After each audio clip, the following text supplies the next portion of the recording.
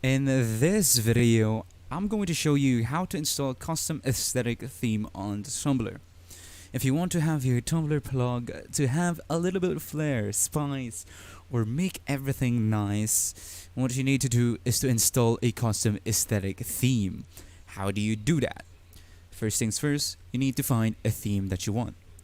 You can search up free themes for Tumblr, like this one, and scroll and find the theme that you like. Let's say I like this Yuki, so I click on this and there it should bring me to this.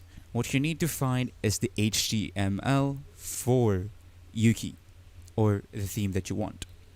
So since I find it, I'll click on open link on the new tab, and there you have it. I now have the HTML to Yuki. So what do? Click on your top right button, go to blog settings, click on edit theme. It should bring you to the website builder. Now what you want to find is edit HTML. Now erase everything here and copy all of this.